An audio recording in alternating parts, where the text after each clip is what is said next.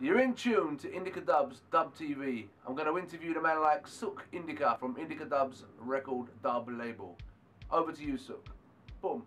A little brief history on the label and where he come from and when he first heard dub music, etc, etc, etc. So SUKH, tell me, when was the first time you really listened to dub music and then you thought to yourself, you know what, I want to make tunes like this? Boom. It was probably when I was about 12 years old.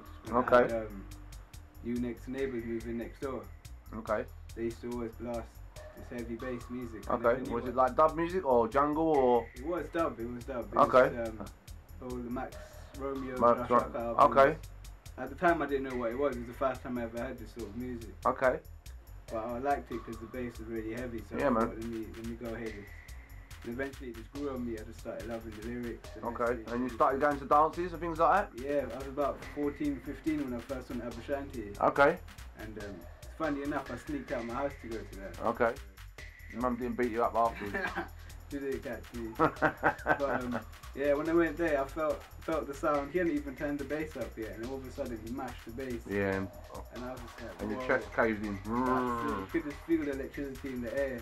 Okay. From there, I just thought, this is what I want to do. So that leads me up to the question, what was the first tune you put out, and what was it called? It was a track called Line Steps with Amla. Okay, man like Jamie. Yeah, big up Jamie, man. That came out in 2010. Okay, 4 years ago. Yeah, about 20 years old at the time. Okay. So that was a good release. I didn't even know SUKH played it at one point. But okay. I saw a video on YouTube a couple of weeks after. Oh, wicked. And I was boosted by that. My fifth release. That had Tennis Star and Dan Locks for the first. Okay, and that tune was called? The tune with Dan Locks was called Image of Jar. Okay, wicked. So that was a good tune because I'd never spoken to him before that, hardly even. Okay. I was at SUKH once and I had one of the tune being played. That was Dan Locks or? Dan Locks. Okay. Yeah. He's from Sweden? Sweden, yeah. Cool.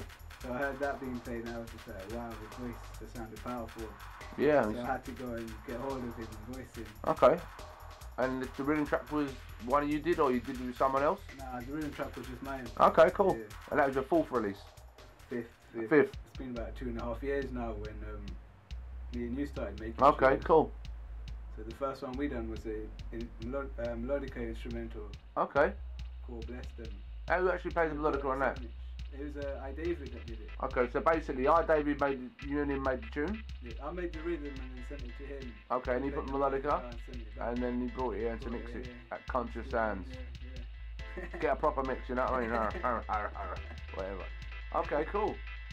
And when was that? How many years ago was that? 3 years? 4 years? Nah, it's only been like 2 years. God, blimey. 2 and a bit, I think. Okay, cool. And after that we had Tear Down Babylon with Dan Locks. Okay, I remember that one, yeah. Yeah, that was a good track. I think that was your favourite one. Yeah, it was a really good tune. That got played quite a lot by Channel 1. Yeah. King Shiloh. It was Rebel Music actually. And that was the Tennis Star and that, Weed and Matt, yeah, that was a wicked tune. I heard SUKH play that. SUKH's, I've heard lots of sounds play that one, to be honest. You know, it's a wicked tune. Yeah. There's also another cut by Serenus Black on his LP, Drives My Rock, if you want to check that out. Conscious Sounds. Conscious Sounds, you know what I mean? Little advertisement there. As well, CD, isn't it? It's on a CD, yeah, Serenus Black, Drives My Rock. You can buy it straight off eBay if you want from me, but anyway.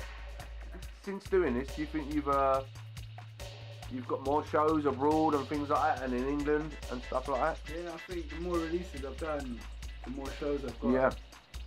For example, there's 1 year which I released about 6 records in okay. UK, and the following year I had about 6, 7 events. So I think it just works like that. The more music, more work you put definitely. into it, the more you're going to get. Well, I always think that if you press a record, it's like a passport. Yeah. And that record will go certain places that you would never have gone in your life. Yeah. You know, I mean, all over the world, you know, and people in, say, Sweden or France would pick up on that and say, oh, I'm doing a session in a few weeks' time. It'd be nice to get this guy who makes this music to come over and play. I think one of the biggest releases I done, as in the one with the most work on it, was an album with Dan Locks, the Rise Jar. That had 6 vocals, 6 dubs on it. Yeah, I remember mixing it. Yeah, spent a long time mixing it. Yeah, definitely. That came about when I went to Sweden. I stayed there for a week actually. Okay. I took about 22 rhythms on the CD. Okay. And we picked at the best 5. Yeah. And then the 6th track we took from the 7-inch, the previous Tear Down Babylon. Okay. And yeah, from there I stayed there for a week. We were just in the studio, just listening to the tunes over and over. Okay, cool. We picked out the best 5, voiced it, and now then we stuck it on the LP, vocal and dub. Wicked. And that's sold well as well. Have you got any more copies? I haven't got any copies left myself. I sold them mine, the ones you give me, I've sold them. I've probably got like a handful, so.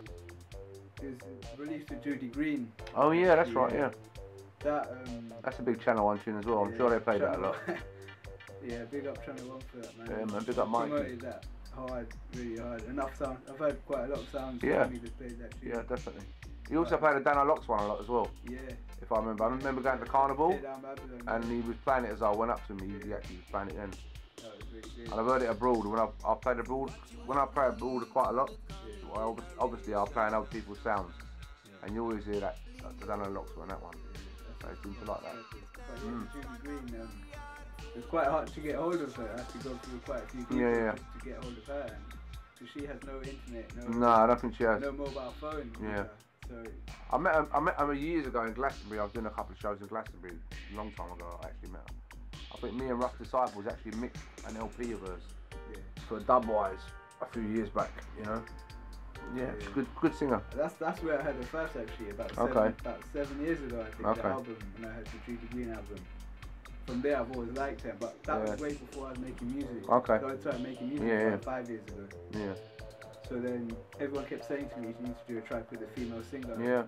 And I thought the only one that I really wanted to do any work with was Judy Green. Well, she's kind of different. She ain't typically a roots singer. Yeah. She would sing like, kind of thing. So far, 2014, I've just been making some instrumentals at the moment. I've done 2 releases on 7-inch with Conscious Sounds. One's called The Vision and one's called Free Spirit. Okay, I heard King Shiloh was playing these tunes. Yeah, quite a lot.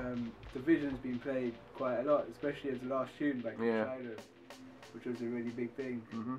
I was even in Amsterdam for my birthday earlier this year, and I was at the Shiloh dance. He played Free Spirit during the dance around midnight. Okay, and then come to the last tune and he plays The Vision. And I was The Vision's a good tune. Yeah, man, nice. I was like, whoa. I didn't, like, you know what I mean? When you wasn't expecting it.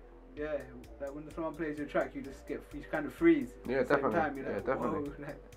It's kind of scary because you can hear bits. You think, oh fucking hell! No swearing. You hope the bass drops right. You hope. Yeah, definitely. You hope that whatever sounds right. You know what I mean? Yeah, definitely. But the thing is, what I find as well is what you're listening to. Yeah. You're listening to, even though you're listening to the same tune, you're listening as a producer, as opposed to someone in the dance who's just listening to a tune. You know what I mean? That's what I mean. So you get really quick. Yeah, definitely. No choice about it. So when he was playing it, I was just standing there like, wow, and then just watching everyone skanking and going mad. It's a nice boost, man, especially for my birthday that night. Yeah, you know man. what I mean? And how old are you then? 24? Yeah, I turned 24. Oh, youngster, man, youngster. They seem to like the real fast, up-tempo, kind of techno-y style dubs, and they're just waiting for that bass to drop, and it just, you know, it makes them jump around kind of thing. Well, when people usually go dancing, they're just waiting for that bass to drop in the track.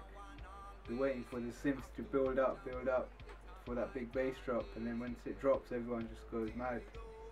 Okay, jumping around the place. So that's what I want to create for everyone else. So the 3 7-inches, you can buy them straight from the Indica Bandcamp shop, or you can get them on MP3.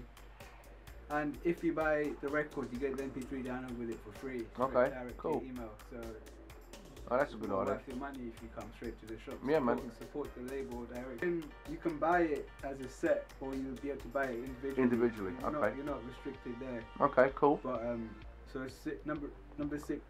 One of the first one's going to be called Super Silver Dub. The second one's going to be called Raptor Dub. The third one's called Skywalker Dub. Well, as in Luke Skywalker, Star Wars. Not the Star Wars. So, what kind of release date have you had in mind for these tunes? They should be coming around July 2014. So look out for that.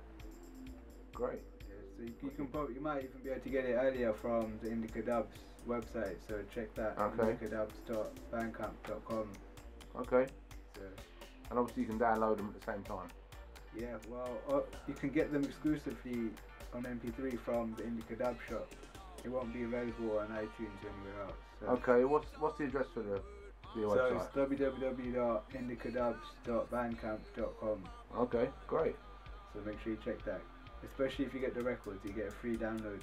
You've been in tune to Indica Dubs Dub TV. Check out the latest releases. Boom, takalaka, shaka, boom.